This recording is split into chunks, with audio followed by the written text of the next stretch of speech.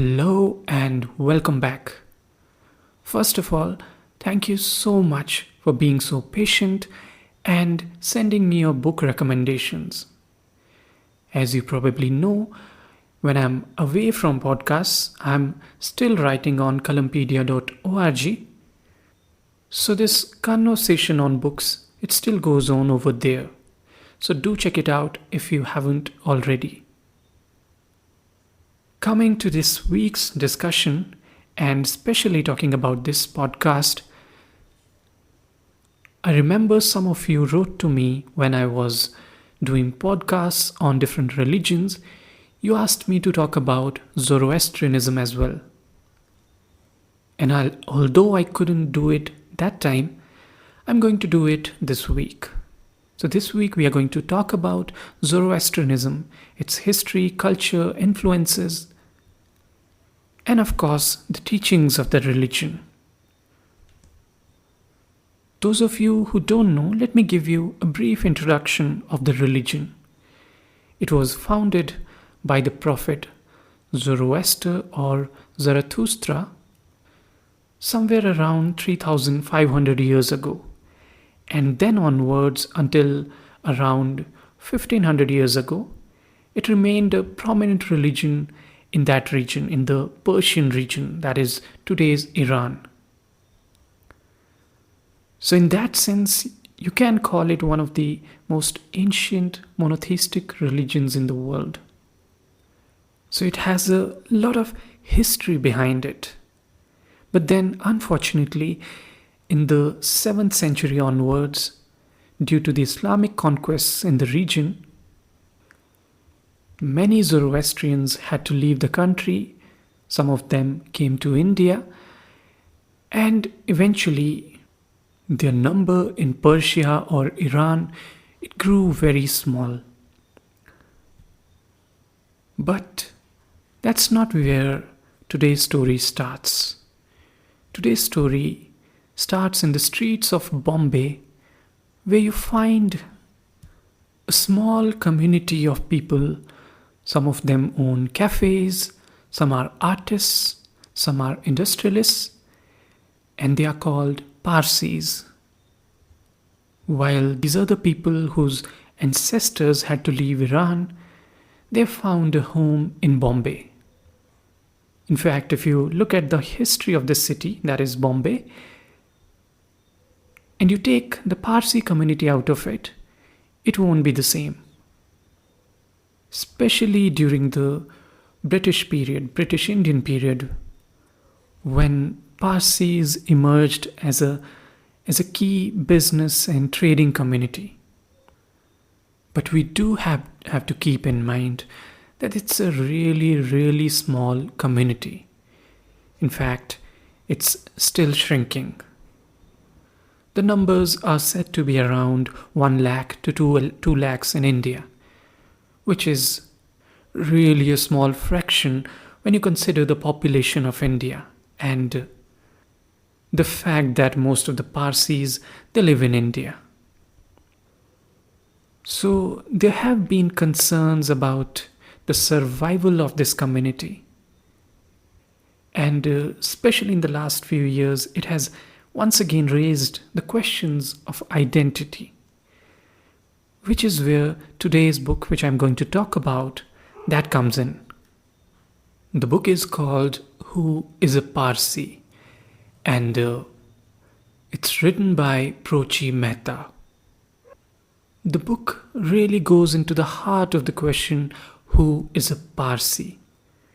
Is it a religion? That is it synonymous with Zoroastrianism so that anybody can convert to this religion, or in other words, become a Parsi?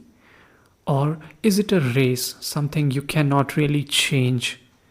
Or is it a caste, as you would find in many cases in India? So what is it? That's the question here. And this question of identity, the Parsi identity, it became really interesting and complicated during the 1900s in the British period, when there were a number of court cases, as Prochy talks about in her book. And it was hard for the judges to decide who was a Parsi and who was not.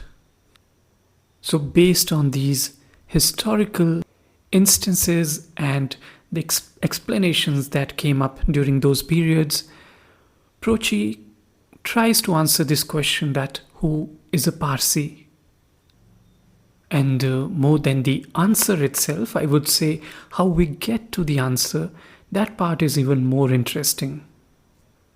For example, one of the reasons why it's hard to define this Parsi identity is because how well they have assimilated in the Indian culture. This is usually attributed to a story which we find in a poem called Kisai Sanjan. That is the story of Sanjan. It's a place in Gujarat where the early Zoroastrians came and settled. So, although it might not be an accurate history, it's the only record of Parsis that we find up to the point of 16th century. And in this poem, we find an interesting anecdote where Parsis were allowed and settled in Gujarat, but they were supposed to make 5 promises. And these 5 promises were that they should speak the Gujarati language, their women should wear saris, their marriages, they should be performed after sunset, they should till the soil diligently, and that they should not wear any arms. As I said, it's a story, we don't know about its authenticity, but that's been said about how they kept their promises and assimilated in India. But that's the challenge. After you've fled your home country and settled in a new one, and then after centuries, rather millennium, do you remain the same people, the original identity you possess? Or do you embrace this new identity, which means letting go the earlier one? So then, once again, we come to the question of who is a Parsi. Does any Zoroastrian who comes from Iran is a Parsi?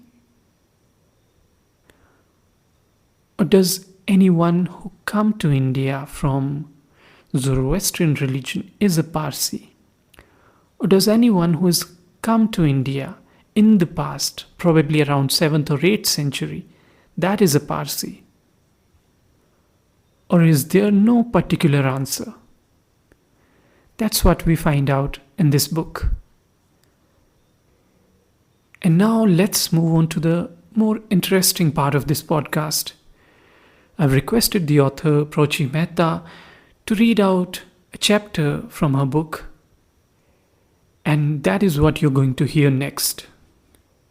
Here, the author narrates a couple of court cases which really raised the question of Parsi identity during the British period. So over to Prochy now, and I hope you all will enjoy listening to her. In the early years of the 19th century, one of the questions that engaged the Parsis in Bombay, as it was then known, was whether the Zoroastrian religion permitted the conversion into Zoroastrianism of a person not born of Zoroastrian parents. A subsidiary but live question that haunts and taunts the Parsi community in the current 21st century is whether the child of a Parsi Zoroastrian mother and a non-Parsi father should be admitted to the Zoroastrian religion if they so desired. I am indebted to Mr. Fali Nariman for all his inputs in this chapter. In the year 1903, Mr. Ratan D. Tata married a French lady in Paris and brought her to Bombay. He got one of the high priests of the Deccan to perform a Naujot, investing her with Sadra and Kasti. He then went through a marriage ceremony according to the rites and forms observed by the Parsis. He then claimed that his wife had become a Parsi who professed the Zoroastrian religion, and as such she was entitled to participate in all the charitable and religious events. He also claimed that she was entitled to enter the fire temple and on her death to have her body taken to the Towers of Silence. A suit came to be filed in the year 1906 against the trustees of the Parsi Panchayat in Bombay, and the principal question raised in the suit was whether a person born in another religion and converted into Zoroastrianism was entitled to the benefits of the religious institutions and funds by the Parsi Panchayat at Bombay. The suit was heard not before a single judge of the High Court as was customary, but by a special branch of 2 judges of the High Court of Bombay, Justice Dawar, a Parsi judge, and Mr. Justice Beeman, an English judge. The case took a long time to be ultimately decided. Much evidence was led of religious experts and others. During the hearing, one of the judges, Justice Dawar, reportedly an egoist, also had a weakness for publicity. During the hearings in court, he returned home each evening in his 2-horse carriage by taking a detour through the densely populated Parsi locality of All Best Park, where hordes of Parsis came out to see him.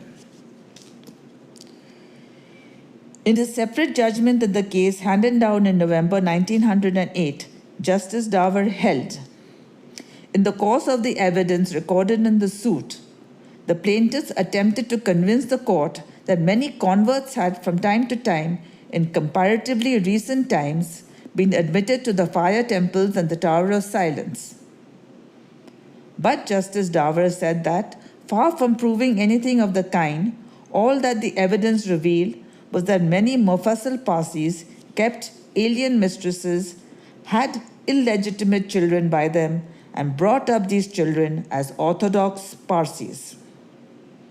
The defendant trustees in this suit admitted all along that the bastard children of a Parsi father were eligible and could be admitted to the Zoroastrian communion. What they denied was the right of any foreign convert in whose vein no Parsi blood runs to become a member of the Parsi community and as such to share in the benefits of their public, religious, and charitable endowments. Justice Dawar held, 1. That the Zoroastrian religion not only permitted but enjoyed the conversion of a person born in another religion and of non-Zoroastrian parents. 2. That although such conversion were permissible, the Zoroastrians, ever since their advent into India 1,200 years ago, had never attempted to convert anyone into their religion. 3. That this well-established and ancient usage prevailing in the community, namely that of non-conversion, must override some of the tenets of its religion, as are shown to have fallen into desuetude and conflict with the ancient usage prevailing in the community. Sick. Justice Beeman, who wrote a separate judgment, but one that concurred in the conclusion given by Justice Dawar, though not in his reasoning, described the religion as practiced in India for 100 years as one having a distinctive caste badge. Being a member of the good religion was, he said, being a member of the Parsi caste. Each of the judges in the Bombay case held that the properties vested in the trustees of the Parsi Panchayat and the Towers of Silence and the Fire Temple but only for members of the Zoroastrian religion who were also Parsis, that is, descendants of those who came to India centuries ago from Persia. Since Sunu Tata was not a Parsi, though she was undoubtedly a Zoroastrian by conversion, she could not partake in the benefits of all that the Parsi Zoroastrians of Bombay could. The English judge, Justice Beeman, in his judgment, rationalized his own decision as followed. When 150 years ago, leading members of Indian Zoroastrians talked about dedicating temples and towers to the Zoroastrian community or for the benefit of all the holy Mazdayasni faith, we must reflect how these ideas presented themselves to the speakers. For many hundreds of years, the Zoroastrian community in India had meant one thing, and one thing only to them: their own select people.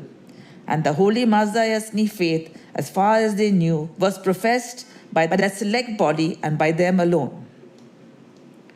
The religion, originally the principal, if not the only social and tribal bond, had long since been converted also into a distinctive caste badge. Being a member of the good religion was doubtless at that time synonymous with being a member of what we now, I think, fairly call the Parsi caste.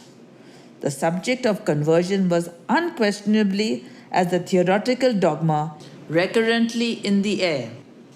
But it was growing constantly to be more and more imperatively conditioned by purely caste considerations. As I have said, I think it likely that had those founders of the trusts been asked whether they were prepared to accept converts, they would have replied that they would not object to duly accredited and approved converts. And what they would have had in mind was a regular convocation of elders on each case as it arose, to decide whether the person proposed was eligible and desirable, much as members are admitted into an exclusive club. Had they been further told that this would be impossible, that they must choose between accepting any convert or none, that accepting any meant accepting all converts indiscriminately, and had it been further pointed out to them that the probability were immensely in favor of hundreds of the most undesirable people for every single desirable person offering themselves for conversion, looking to the constitution of the society, I cannot doubt for a moment that they have unhesitatingly said that, whatever might be the abstract religious dogma, they meant their benefactions for their own people, the members of the Indian Zoroastrian community, that is to say, those who, as in the case of every other caste, were born into it. A few years later, a case similar to that of Sunni Tata, but far more pathetic in consequence, originated in Rangoon, Burma, then part of British India. It went up all the way from the Chief Court of Rangoon to the Privy Council in London in what is popularly known as Bella's case. The facts were as follows.